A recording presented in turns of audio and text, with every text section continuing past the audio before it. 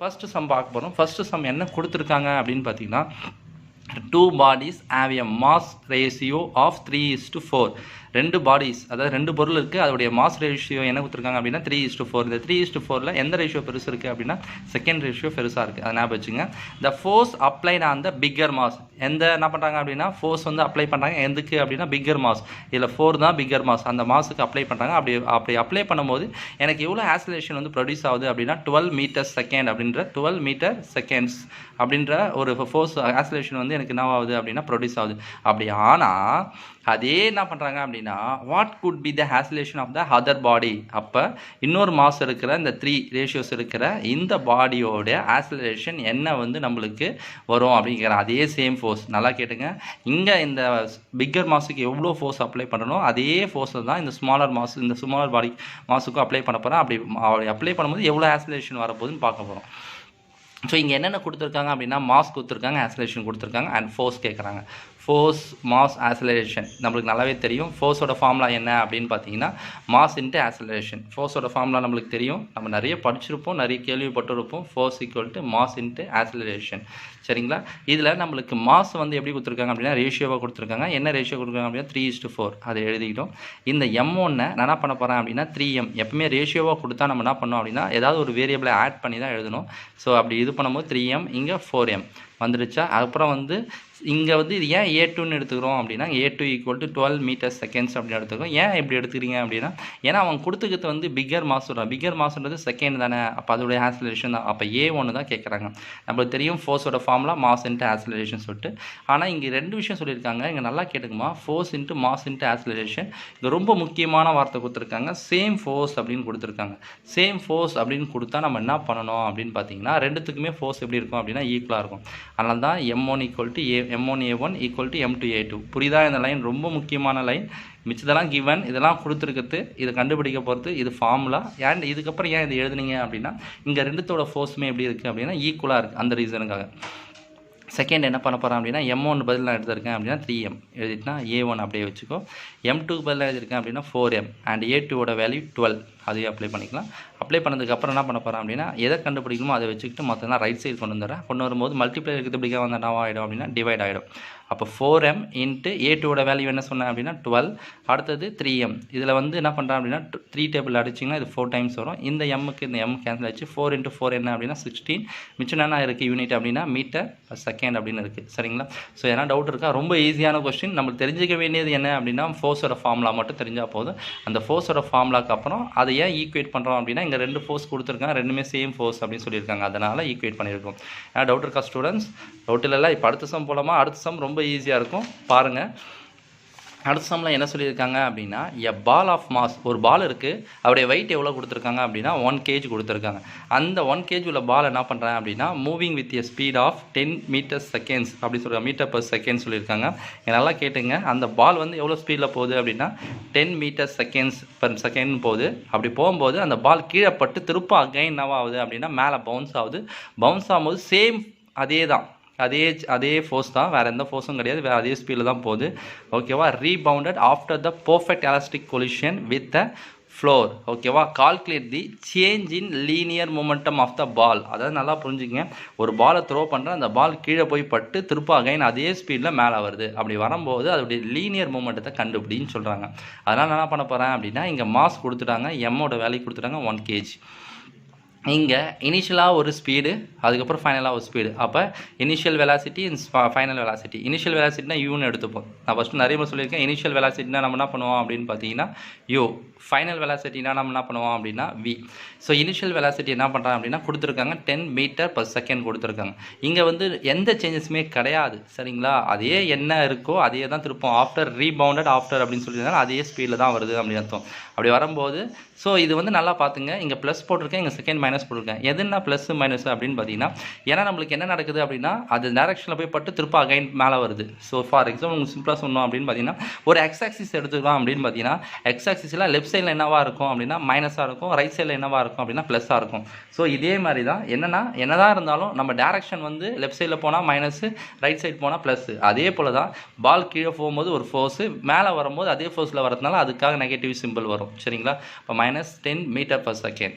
So formula தெரியும். தெரியும். Linear மொமெண்டம்னா மாஸ் இன்ட்டு வெலாசிட்டி இனிஷியல் வெலாசிட்டிக்கு தனியாக எடுத்துக்கிறேன். இனிஷியல் வெலாசிட்டி என்ன அப்படின்னா 10 மீட்டர்.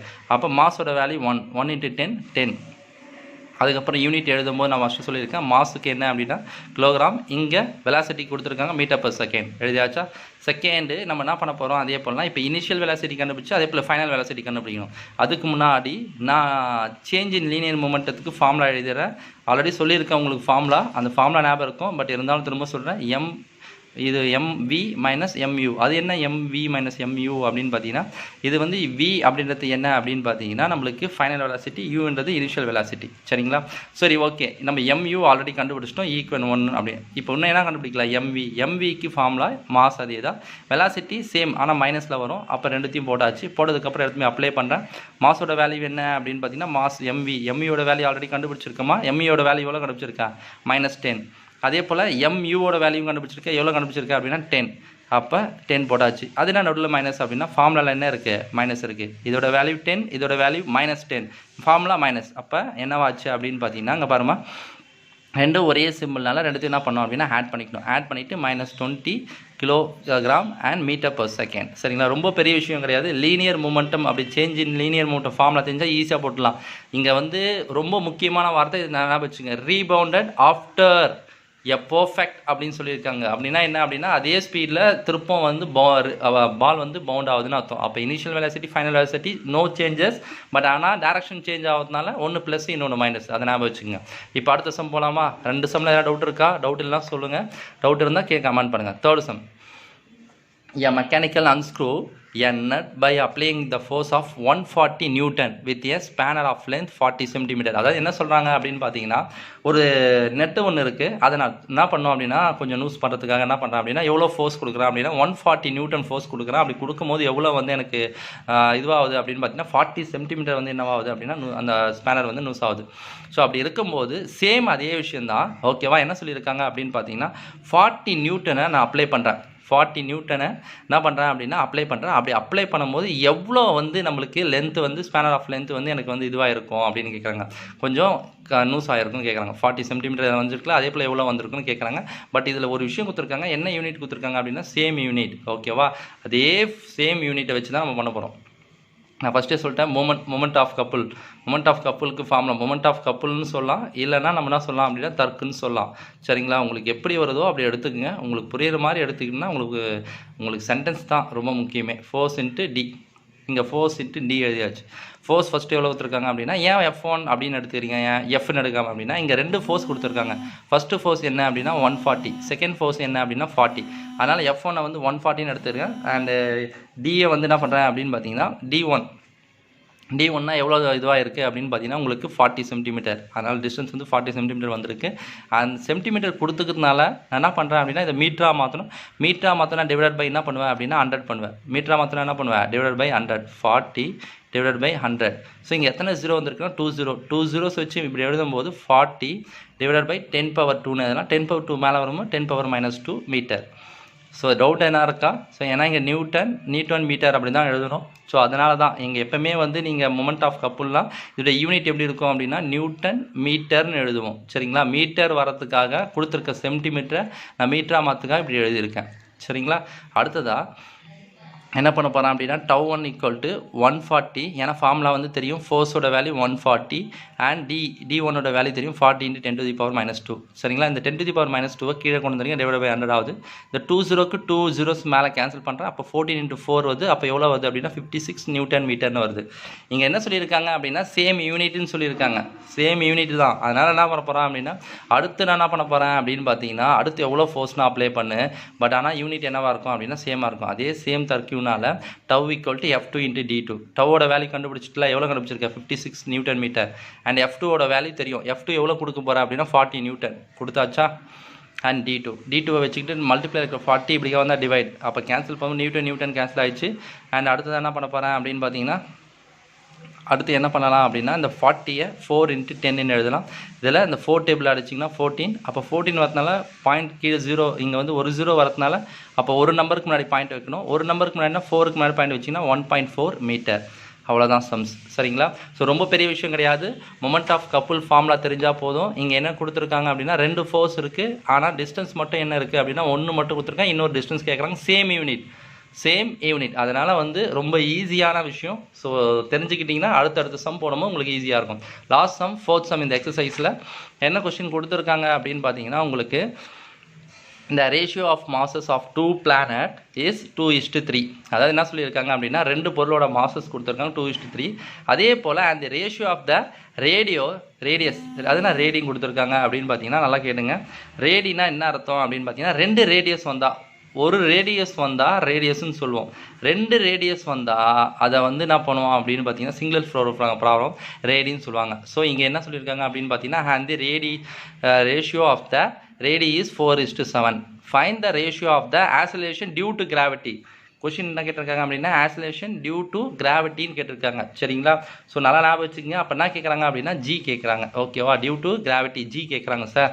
கொஸ்டின் என்ன கேட்குறாங்க? டியூ டு கிராவிட்டி ஜி கேட்குறாங்க. ஸோ நம்மளுக்கு என்னென்ன கொடுத்துருக்காங்க ஃபஸ்ட்டு எழுத போகிறேன். ரேஷியோ ஆஃப் மாசஸ் வந்து 2:3 and radius R1 and R2. நீ வேணால் small R1 and small R2 கூட எடுத்துக்கோ, அண்ட் R1 R2. ஏன்னா நம்மளுக்கு வந்து ஏன் கேபிட்டல் R எடுக்கிறீங்க அப்படின்னு டவுட் வரும்.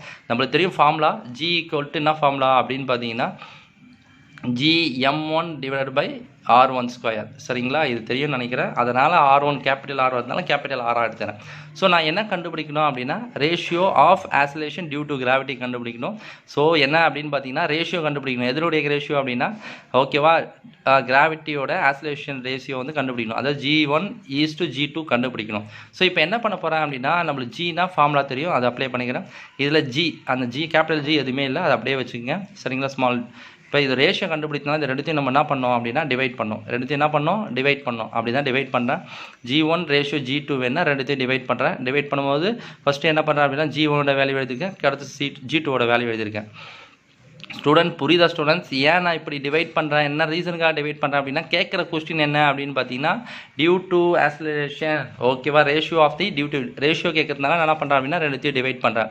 டிவைட் பண்ணும்போது என்ன பண்ண போகிறேன் அப்படின்னா இந்த டிவைடில் இருக்க வேல்யூ மேலே வரும்போது என்னவா மாறும் அப்படின்னா ரெசிப்ரோக்கலாக மாறும். மேலே வரும்போது என்னவா மாறும் அப்படின்னா reciprocal GM1 divided by R1². மேலே வரும்போது என்னவாகும் அப்படின்னா இந்த R2 மேலே போயிடும், GM2 வந்து கீழே வந்துருச்சா?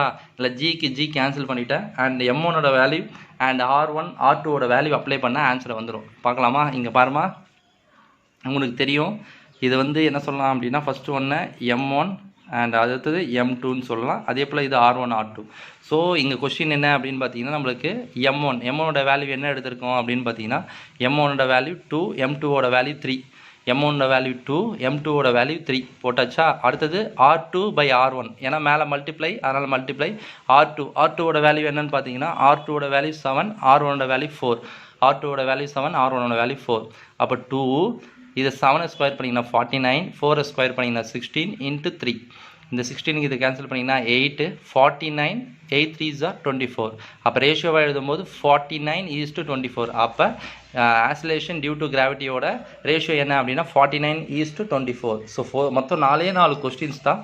ஓகேவா? அந்த 4 ஸ்டூடெண்ட்ஸ் அப்படியே இப்போ ஹார்ட் கொஸ்டின் பார்த்துடலாம். ஹார்ட் கொஸ்டின்ஸில் ஃபஸ்ட் கொஸ்டின் என்ன சொல்லியிருக்காங்க அப்படின்னா 2 blocks ஆஃப் மாசஸ், 2 பொருளோட மாசஸ் எவ்வளோ கொடுத்துருக்காங்க அப்படின்னா ஒன்று 8 kg கொடுத்துருக்காங்க, இன்னொன்று 2 kg கொடுத்துருக்காங்க. இது ரெண்டுமே வந்து respectively lie on the smooth horizontal surface in contact with one another. அதாவது என்ன சொல்லியிருக்காங்க அப்படின்னா ஸ்மூத்தாக இருக்கிற ஒரு ஹாரிசான்டல்லாம் என்ன அப்படின்னா தமிழில் சிம்பிளாக சொன்னோம் அப்படின்னா கிடைப்பட்டமா. அதாவது இப்போ நம்ம தரைன்னு வச்சுக்கோங்க, அந்த தரையில் ஒன்று இன்னொன்னோட காண்டாக்டில் இருக்குது. அப்படி இருக்கிறப்போ they are pushed by a horizontal applied force of 15N. அதாவது என்ன பண்ணுறாங்க அப்படின்னா இந்த 8 kg இருக்குல்ல, இந்த 8 kgக்கு என்ன பண்ணுறாங்க அப்படின்னா 15 நியூட்டன் ஃபோர்ஸ் கொடுக்குறப்போ என்னவாகுது அப்படின்னா மூவ் ஆகுது சொல்கிறாங்க.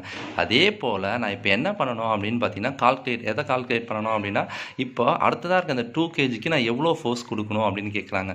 ஓகேவா? Calculate the force extracted and the 2 kg masses. சரிங்களா? கொஸ்டின் புரியுதா? நல்லா கேட்டுங்க. 2 பொருள் இருக்குது, 2 பொருளோட மாஸ் கொடுத்துருக்காங்க, ரெண்டுமே ஒன்று இன்னொருத்தோட வந்து காண்டாக்டில் இருக்குது. அப்படி இருக்கிறப்போ ஒன்றுக்கு 8 kg ஃபோர்ஸ் கொடுத்தா இன்னொன்றுக்கு எவ்வளோ கேஜ் ஃபோர்ஸ் கொடுக்கணும், அவ்வளோதான் கொடுக்குறாங்க. ஒன்றுக்கு 8 kg நியூட்டன் ஃபோர்ஸ் கொடுத்தா இன்னொன்றுக்கு எவ்வளோ கொடுக்கணும், அதான் கொஸ்டின். ஸோ அதனால் கொடுத்துருக்கிறத ஃபஸ்ட்டு எழுதியிருக்கேன். என் கொடுத்துருக்காங்க அப்படின்னா ஃபஸ்ட் ஒன் மாஸ் வந்து 8 kg, செகண்ட் ஒன் மாஸ் வந்து 2 kg. அதே போல் ஃபஸ்ட்டு ஒன்றுக்கு எவ்வளோ ஃபோர்ஸ் கொடுக்குறாங்க அப்படின்னா F1 கொடுக்குறாங்க 15N. ஸோ ஒன்று இன்னொருத்தோட காண்டாக்டில் இருக்கிறதுனால நல்லா கேட்டுங்க, ஒன்று இன்னொருத்தோட காண்டாக்டில் இருக்கிறதுனால நம்மளுக்கு வந்து ஃபார்முலா எப்படி ஃபார்ம் ஆகும் அப்படின்னு பார்த்தீங்கன்னா நம்ம என்ன ஃபைண்ட் அவுட் பண்ணோம்னா F2 ஃபைண்ட் அவுட் பண்ணோம். ஃபார்முலா எப்படி ஃபார்ம் ஆகும் அப்படின்னா ஃபோர்ஸ் ஆக்ட் ஆன் M2, ஓகேவா, ஃபோர்ஸ் ஆக்ட் ஆன் M2 அப்படின்னு சொல்கிறாங்க. ஸோ M2க்கு எவ்வளோ ஃபோர்ஸ் கொடுக்கணும் அப்படின்னு பார்க்கணும். So F2 equal to M2 F1 M1 plus M2. இந்த ஃபார்முலா வந்து என்ன நியூவாக இருக்குது, புதுசாக இருக்குது, நீங்கள் சொல்லலையே அப்படின்னு யோசிப்பீங்க. நல்லா கேட்டுங்க, இங்கே வந்து ஒன்று இன்னொருத்தோட காண்டாக்டில் இருக்கிறப்போ மட்டும்தான் இந்தமாரி ஃபார்முலா. இல்லை ஒன்று இன்னொன்று ஈக்குவலாக இருக்குது அப்படின்னு பார்த்தீங்கன்னா தெரியும், force into mass into oscillation. இங்கே ஆக்சிலேஷன் கொடுக்கல, ஸோ இங்கே ஒரு மாதம் இன்னொரு மாதம் காண்டாக்டில் இருக்குது. ஸோ அதனால் F2 equal to M2 F1 divided by M1 plus M2. So இப்போ ஈஸியாக இருக்கும், நம்மளுக்கு ஆல்ரெடி M2ஓட வேல்யூ தெரியும் 2, அதே போல் F1ஓட வேல்யூ தெரியும் 15, அதே போல் M1 M ப்ளஸ் தெரியும் 8 + 2. சரிங்களா, இந்த 2 kg அதை அப்படியே வச்சுக்கோங்க. அதுக்கப்புறம் வந்து என்ன பண்ணுறேன் அப்படின்னா இது ரெண்டுத்தையும் ஆட் பண்ணிங்கன்னா உங்களுக்கு எவ்வளோ வரும் அப்படின்னா 10 kg. கரெக்டு தானே? பாருமா, நான் கொஞ்சம் உங்களுக்கு தெளிவாக புரிகிற மாதிரியே போடுறேன். இங்கே 2 kg, சரிங்களா. அதுக்கப்புறம் கடைசியில் 15, அங்கே என்ன இருக்குது அப்படின்னா kg, கடைசியாக நியூட்டன் டிவைடட் பை, அதே போல் கீழே பார்த்தீங்கன்னா 2 + 8 பண்ணிங்கன்னா 10 kgன்னு வரும். இந்த கேஜிக்கு கேஜி கேன்சல் பண்ணிடலாம். அந்த 5 டேபிளில் பண்ணிங்கன்னா இது எத்தனை டைம் வரும் அப்படின்னா 2 டைம். இந்த 5 டேபிள் பண்ண எத்தனை டைம் வரும் அப்படின்னா 3 டைம். இந்த 2க்கு இந்த 2 போச்சு, மிச்சமாக இருக்குது 3. அப்போ 3 நியூட்டன். அப்போ செகண்ட் மாஸான 2 kgக்கு எவ்வளோ நியூட்டன் கொடுத்தா போதும் அப்படின்னா 3 நியூட்டன் கொடுத்தா போதும். அப்போ நீ தெரிஞ்சிக்க வேண்டியது என்ன அப்படின்னா இது மட்டும் தான் நீ தெரிஞ்சுக்கணும். இது தெளிவாக தெரிஞ்சுக்கிட்ட அப்படின்னா ஈஸியாக முடிச்சிடலாம். புரியுதா ஸ்டூடெண்ட்ஸ்? இப்போ அடுத்த கொஸ்டின் என்ன சொல்லியிருக்காங்க அப்படின்னா கைனடிக் எனர்ஜின்னு ஒரு விஷயம் தெரியும்னு நினைக்கிறேன். உங்களுக்கு ஆல்ரெடி கேள்விப்பட்டிருப்பீங்க. KE கைனடிக் எனர்ஜியோட ஃபார்முலா தெரியும், 12 m × v². இதுதான் நம்மளோட கைனடிக் எனர்ஜியோட ஃபார்முலா. இது நம்ம ரொம்ப பேசிக்கான ஃபார்முலா தான், அதை வச்சு தான் இப்போ சம்ஸ் பண்ண போகிறோம். இப்போ என்ன சொல்கிறாங்க அப்படின்னா a heavy truck and bike are moving with a same kinetic energy. ட்ரக்கும் சரி அதே போல் பைக்கும் சரி ஒரே கைனடிக் எனர்ஜியில் மூவ் ஆகிட்டு இருக்குது அப்படின்னு சொல்கிறாங்க. If the mass of the truck is, நல்லா புரிஞ்சுக்குங்க, இங்கே என்ன சொல்லியிருக்காங்க அப்படின்னா if the mass of the truck is அப்படின்னு சொல்லியிருக்காங்க. அதாவது ட்ரக்கோட மாஸ், ட்ரக்கோட வெயிட் வந்து எப்படி இருக்கும் அப்படின்னா 4 டைம்ஸாக இருக்கும். 4 டைம்ஸ்னால் 4 மடங்கு அதிகமாக இருக்கும். எதை விட அப்படின்னு பார்த்தீங்கன்னா பைக்கை விட அப்படின்னு சொல்லியிருக்காங்க. ஸோ ரொம்ப முக்கியமான வார்த்தை, நல்லா புரிஞ்சுக்குங்க, இது தேவைப்படும். இப்போ நான் என்ன கண்டுபிடிக்கணும் அப்படின்னா calculate the ratio of the momenta. ஓகேவா, நான் என்ன பண்ணோம் அப்படின்னு பார்த்தீங்கன்னா மொமெண்டா கண்டுபிடிக்கணும். ஸோ இது ரொம்ப ஈஸியான விஷயம், ரொம்ப பெருசுலாம் கிடையாது, ரொம்ப ஈஸி. சரிங்களா, ஸோ எப்படி கண்டுபிடிக்கிறோம் அப்படின்றத கொஞ்சம் அப்படியே பார்த்துங்க, சொல்கிறேன் ஒவ்வொரு ஸ்டெப்பாக. ஸோ ஃபஸ்ட்டு நம்மளுக்கு தெரியும் கைனடிக் எனர்ஜி ஆஃப் ட்ரக்குனால என்ன பண்ணுறேன் அப்படின்னா டீன்னு எடுத்துக்கிறேன். ஓகேவா, கேஇனா கைனடிக் எனர்ஜி. இப்போ இங்கே ட்ரக்குனால டி, அப்புறம் பைக்குனா பின்னு எடுத்துக்கிறேன். ஃபார்முலா ஆஃப் எம் ட்ரக்குனால டி, அதே போல் வி ட்ரக்குனால டி, ஓகேவா, ஸ்கொயர் அதே தான். இங்கே பைக்னால பின்னு யூஸ் பண்ணுறேன். இது ரெண்டுமே வந்து சேம் கைனடிக் எனர்ஜினால அப்போ ரைட் சைடு ரெண்டுமே எப்படி இருக்கும் அப்படின்னா ஈக்குவலாக இருக்கும். அப்போ இதில் இருக்க லெஃப்ட் சைடில் இருக்கிற ஆஃப், ரைட் சைடில் இருக்கிற ஆஃப் கேன்சல் ஆகிடும். அடுத்து என்ன பண்ணுறேன் அப்படின்னா விஎல்லாம் ஒரு பக்கம் வந்துடுறேன், எம் மாசெல்லாம் ஒரு பக்கம், அண்ட் வெலாசிட்டியில் ஒரு பக்கம் வந்துடுறேன். அதனால் வந்து VT² டிவைட் பை VB². அதே போல் MB இங்கே இருக்குது, மல்டிப்ளைல இருக்கிற MT இப்படிக்கா வந்தால் டிவைட். புரியுதுலாமா? இது VT லெஃப்ட் சைடில் இருக்குது, ரைட் சைடில் இருக்க VB இப்படிக்கா வந்தது. ஸோ செகண்ட் என்ன பண்ண போகிறேன் அப்படின்னு பார்த்தீங்கன்னா இப்போ முக்கியமான கண்டிஷன் நம்மளுக்கு கொடுத்துருக்க பாயிண்ட்டை யூஸ் பண்ண போகிறேன். என்ன சொல்லியிருக்காங்க அப்படின்னா மாஸ் ஆஃப் தி ட்ரக்கோட வெயிட் வந்து 4 மடங்காக இருக்கும். எதை விட அப்படின்னா பைக்கை விட. அப்படின்னா என்ன பண்ணணும் அப்படின்னு பார்த்தீங்கன்னா அங்கே பாருமா, ட்ரக்கை விட, ஓகேவா, ட்ரக்கோட வெயிட் வந்து பைக்கை விட 4 மடங்கு. ஓகே, பைக்கோட 4 மடங்கு மல்டிப்ளை பண்ணால் ட்ரக்கோட வெயிட்டுக்கு ஈக்குவல் ஆகும். அப்போ எம்டியோட வேல்யூ என்ன பண்ணலாம் அப்படின்னா 4 MBன்னு போடலாம்.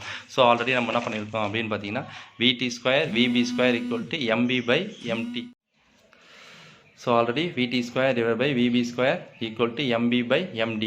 சரிங்களா, இதில் நம்ம என்ன பண்ணுறோம் அப்படின்னா அதை அப்ளை பண்ணுறோம். அப்ளை பண்ணும்போது VT² VB² = MB, கீழே மட்டும் 4 MBன்னு வரும், ஏன்னா MD இருக்குல்ல அதனால்.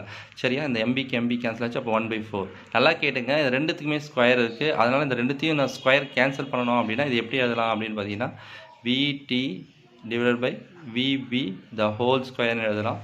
அதே போல் இதை எழுதலாம் அப்படின்னு பார்த்தீங்கன்னா 1/2 த ஹோல் ஸ்கொயர்னு எழுதலாம். Square cancel. அப்போ VT/VBயோட வேல்யூ என்ன வரும் அப்படின்னா 1/2ன்னு வரும். VT/VBயோட வேல்யூ என்ன வரும் 1/2. புரிஞ்சிச்சா? ஸோ இப்போ தான் last step moment of ratio. Moment of ரேஷியானா என்ன அப்படின்னு பார்த்தீங்கன்னா பிடி டிவைட் பை பிபி, அதுதான் ரேஷியோ அப்படின்னால டிவைட் பண்ணணும். ட்ரக்கோட மொமெண்டம் பைக்கோட மொமெண்டம், ஓகேவா? ஸோ என்ன பண்ணோம் அப்படின்னா மாஸ் இன்ட்டு வெலாசிட்டி. ஸோ சிம்பிளான விஷயம் தான். ரேஷியோ கொடுத்துக்கிறதுனால நம்ம என்ன பண்ணோம், ரெண்டுத்தையும் டிவைட் என்ன பண்ணோம், டிவைட் பண்ணும்போது நம்மளுக்கு என்ன வரும் இங்கே அப்படின்னு பார்த்தீங்கன்னா MT4 அப்படின்னு போட்டிருக்கேன். இங்கே MTயோட வேல்யூ ஆல்ரெடி ஃபைண்ட் அவுட் பண்ணியிருக்கீங்க. என்ன கண்டுபிடிச்சிருக்கேன் அப்படின்னா 4 MB, அதுதான் 4 MB VT MB by VB. So இது ரெண்டுத்தையும் கேன்சல் பண்ணிச்சு. VT by VB அதோட வேல்யூ கண்டுபிடிச்சிருக்கோம். என்ன கண்டுபிடிச்சிருக்கோம், 1/2. VT by VBயோட வேல்யூ என்ன கண்டுபிடிச்சிருக்கோம், 1/2 போட்டாச்சா? இந்த 2க்கு இந்த 4 கேன்சல் பண்ணனா வரும் அப்படின்னா 2/1. அப்போ மொமெண்ட் ஆஃப் ரேஷியோ எவ்வளோ அப்படின்னு பார்த்தீங்கன்னா 2:1. அப்போ நம்ம தெரிஞ்சிக்க வேண்டியது என்ன அப்படின்னா ரொம்ப ஈஸியான ஃபார்முலா, இதில் ரொம்ப கஷ்டம் எதுவுமே கிடையாது. புரியுதா ஸ்டூடெண்ட்ஸ்? புரியலாம் சொல்லுங்கள், திருப்ப நான் உங்களுக்கு எக்ஸ்பிளைன் பண்ணுறேன். ஸோ ரொம்ப ஈஸியான விஷயம். இப்போ லாஸ்ட் கொஸ்டின் ஹார்ட் கொஸ்டினோட இந்த அதே போல் first chapter last question third என்ன சொல்லியிருக்காங்க அப்படின்னா வேரிங் ஹெல்மெட். இது ஜஸ்ட் வந்து ஒரு ரீசனிங் சம் மாதிரி, சரிங்களா? என்ன கொஸ்டின் கொடுத்துருக்காங்க அப்படின்னா wearing helmet and fastening the seat belt is a highly recommended for safe journey. Justify your answer using the Newton's law. இது இடத்துல என்ன நியூட்டன்ஸ் லா இருக்குது அப்படின்னா நான் ஹெல்மெட் போகிறதுனாலையும் அதே போல் சீட் பெல்ட் அணிந்தாலையும் எனக்கு என்ன இருக்குது அப்படின்னா ஹெல்மெட் வந்து என்ன அப்படின்னு பார்த்தீங்கன்னா நியூட்டன்ஸ் தேர்ட் லா சொல்கிறாங்க. என்ன ரீசன் அப்படின்னு பார்த்தீங்கன்னா இப்போ நம்ம ஒரு வண்டி ஃபாஸ்ட்டாக ஓட்டிட்டு போயிட்டு இருக்கோம் அப்படின்னா திடீர்னு சடனாக பிரேக் பண்ணும்போது நம்மளை மீறி நம்ம விழும்போது அப்போ நம்மளுடைய ஃபோர்ஸ் அதிகமாக இருக்கும். இந்த ஃபோர்ஸ் அந்த தரையில் இருக்க ஃபோர்ஸ் ரெண்டுத்தையுமே வந்து என்ன பண்ணோம் அப்படின்னு பார்த்தீங்கன்னா நம்ம ஈக்குவேட் பண்ணுறதுக்காக, ஓகேவா, ஒவ்வொரு ஃபோர்ஸ்ட்டுக்கும் என்ன சொல்லுவாங்க அப்படின்னா ஒரு எதிரில் ஒரு ஃபோர்ஸ் இருக்குது அப்படின்றது தான் நியூட்டன்ஸ் லா. அப்போ இந்த வேரிங் ஹெல்மெட் வந்து நியூட்டன்ஸ் தேர்ட் லாவும் சீட் பெல்ட் அணையது வந்து நியூட்டன்ஸ் ஃபர்ஸ்ட் லா, சரிங்களா? அவ்வளோதான். ஸோ உங்களுடைய ஃபர்ஸ்ட் சாப்டர் ஓவர். ஃபர்ஸ்ட் சாப்டரில் கிட்டத்தட்ட பார்த்தீங்கன்னா உங்களுக்கு ஒரு 8 சம் தான் இருக்கும். ஸோ கிளீனாக பார்த்துங்க. நான் டவுட் இருந்தால் கீழே கமெண்ட் பண்ணுங்கள். Thank you students, thank you very much.